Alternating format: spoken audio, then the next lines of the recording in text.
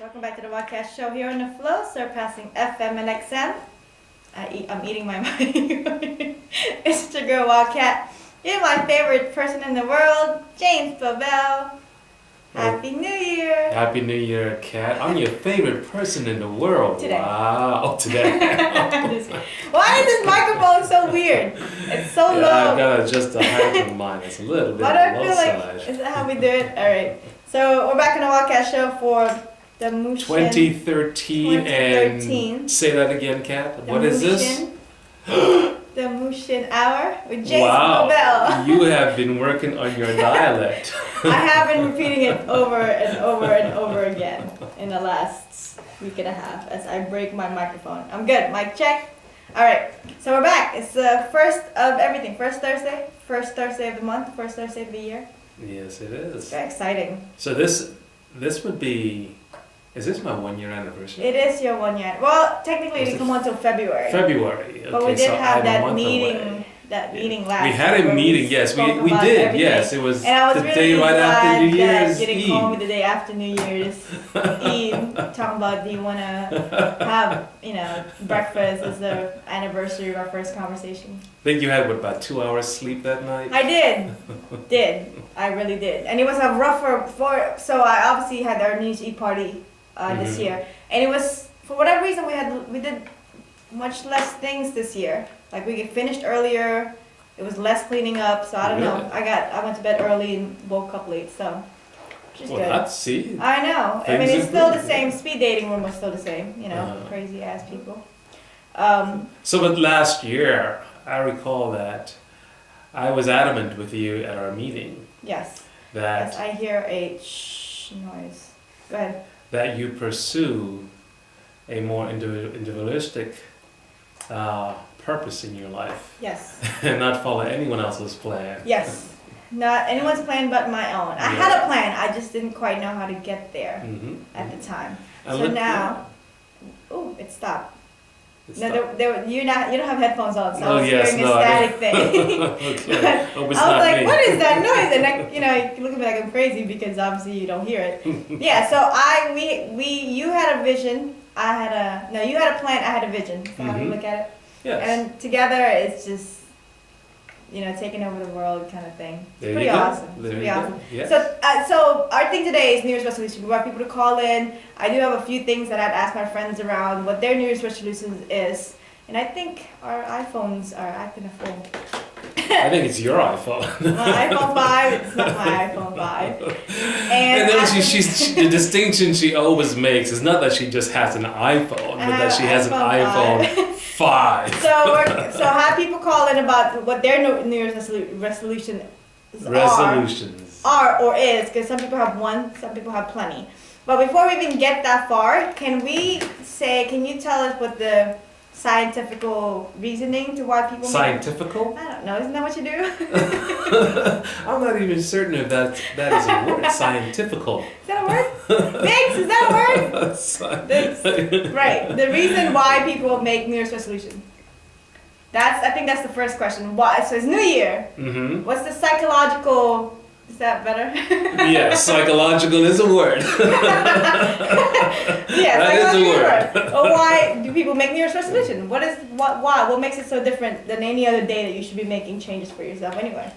That's actually a very good question. Yeah, answer it. And then. I don't get that question often. Well, I'm a wildcat. I'm gonna ask the weirdest questions all damn day. All right.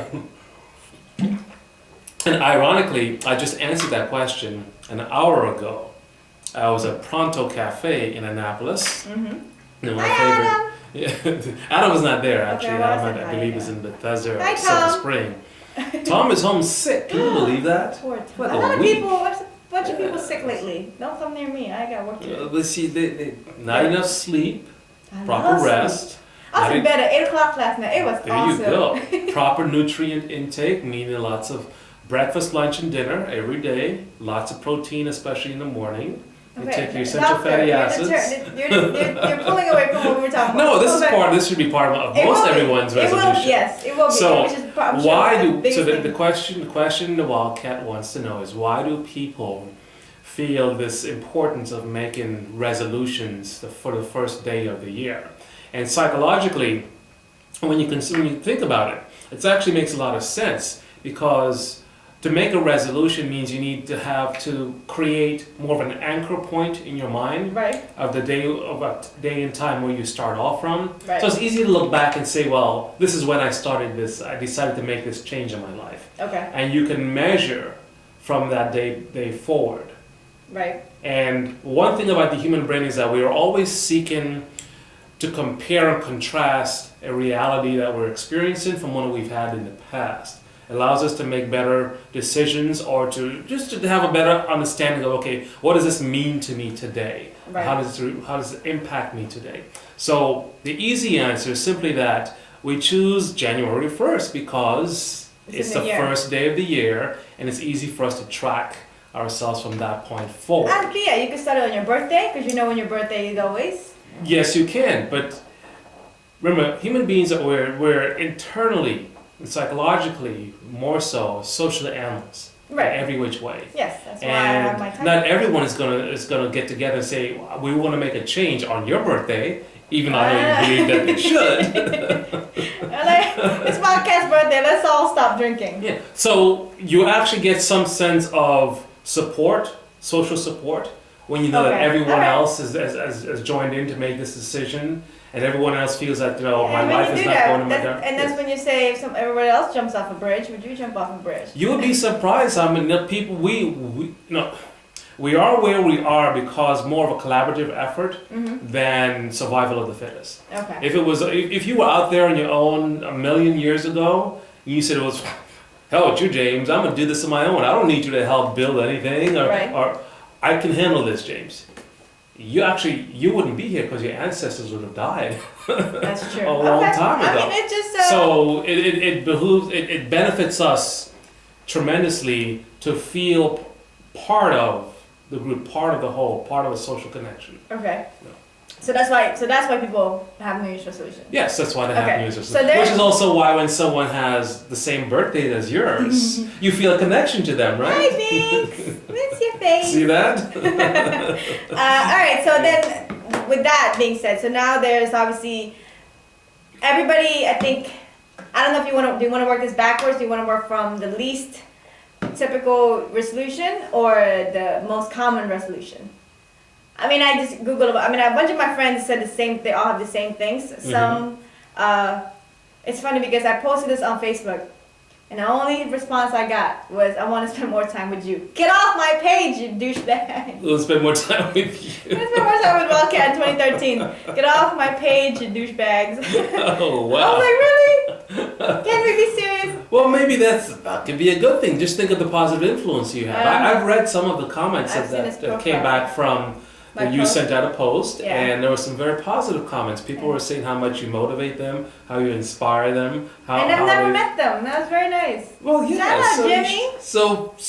So here's an One of my opportunity. friend said that one of his New Year's resolutions is to develop a better circle of friends that are loyal and honest to them, or honest. Period.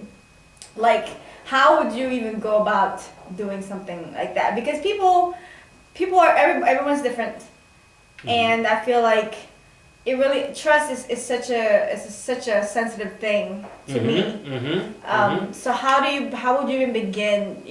So building that allow me to circle. understand this correctly. He wants to develop a stronger circle or a circle of close friends Right. that will provide stronger support in a social environment, but at the friendship level. Right. Okay. Very smart. of him. Very smart. Specifically, he says honest and loyal.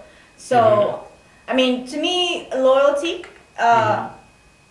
has different levels. Yes, it does. So as well as honesty. Because sometimes they say, "Well, you don't know won't hurt you." Ignorance can be bliss. Right. Or honesty is the best policy. There's all these things that people say. To a Right. degree. Right. There's many So, things that. okay, that you so don't- yes. In that case, So his question is, how would he go about forming these new circles? Right. These new circles. and what do you do with the old bastard? Just hanging around. Okay. Cuts Okay. the That's a good question. So, a possible step that your Facebook follower, audience, listener can do, and he can massage this in any which way Right. that works best for him. Number one, I will state this. This is a very good decision on his side, Right. in this part. And let me say why. Because the circle of people you spend your time with influence you more than anything else in your life. Correct. And that has been proven. Mhm. It starts from the age of like 5. Oh. Seriously, 4 and 5. Parents have less control over children once they start getting to preschool and kindergarten. Because of the kids. Yeah, they're not there. the other children influence them more than their own parents do. So it's not overreacting when you say, He's- well, I don't want my kid hanging out with your kid. No, because it your is kid not. No. Okay. Birds of a feather do flock together. Okay. And you will be judged by the company you keep. Right. Which is why you and I have spoken about how, yes, you should pass judgment on other people's behavior. Right. Because it will impact you. Not only does it impact you from the external point of view of how others view you, but it also has an impact in how you see and view yourself. Right. Which, of course, this is how you make your decisions about in your actions going forward. Okay. So you find yourself doing things that they do because, again, we're inherently social animals, and we want to align ourselves with people that will be a group, because in that group we feel more protected, we feel more powerful, we feel that we have more credibility within our environment to do Okay. whatever it is we want. So by choosing a group that has more integrity and greater loyalty, and hopefully the fact that he said honesty, you can join a mafia and there's a lot of honesty there. I mean, there's a lot of integrity. Yeah, it's a there's lot of loyalty too. There's a lot of loyalty. Except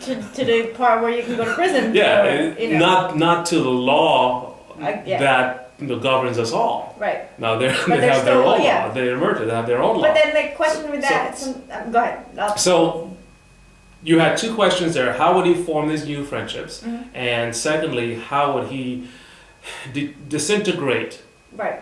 The current. Take them to the curb. Yeah, and sometimes you do have to just do that, kick them to the curb. And honestly, not even necessarily kick them to the curb. And I will say this because I have friends I've known for 10, 15 years Mhm. that is on Facebook and it's there. I don't hang out with them on a regular basis, Mm-hmm. but I still think of them as friends. It's because I've known them for so long. Mm-hmm. But I wouldn't see myself hanging out with them every day because of their lifestyle, of their, I mean, those are people that you are Are they aware of. considered- You have some degree of separation, but association with them. right. So they're associates. Yeah, you can consider that. They're external influencers. Okay. So if they mention yeah. something on Facebook or something, they could influence you enough to say that okay, you're gonna go check out what they stated. Right. But outside of that, you will not. You wouldn't consider what we call in the upcoming book that Adam, Leon, and I are working on. No You caught connection yourself on stuff. What's that? You caught yourself on that. I don't know if you're going to say the right name. Yeah, I didn't want to say he has a pseudonym. I didn't want to say his real name. So, I'm like, well, I don't know the Mr. real name. Adam Leon Phillips. Okay. Well, Leon Phillips. That's his author's name. Okay. And we're working on connections, the soul and science of great relationships, and that we discuss heavily about intimate relationships. Right. And you can have an intimate relationship with just about anyone. Right. Intimate being how much time you spend with that person. Mm-hmm. But to have a relationship that's full of commitment and passion, that requires a lot more sense of you going forward and communicating to some degree the values that you share. Right. And so what this gentleman needs to understand, he needs to find people that, first he needs to define what his value systems are. Right. That's the first thing he needs to do. What is it that he values in life, where his ethics are, what he considers honesty, what he considers loyalty. Okay? And here's the beautiful thing about this. So this is where we get into the metaphysics, the metascience of this. And so the reticular activating filter, reticular activating system, which we all have, Right. and it sits below the hippocampus in the back of the brain, underneath your amygdala. My amygdala is overpowering my what is it called? Hibiscus? What is it called? Hippocampus. Hibiscus. Oh man. Wildcat is to read the dictionary more in 2013. That's it. Just to learn more stuff.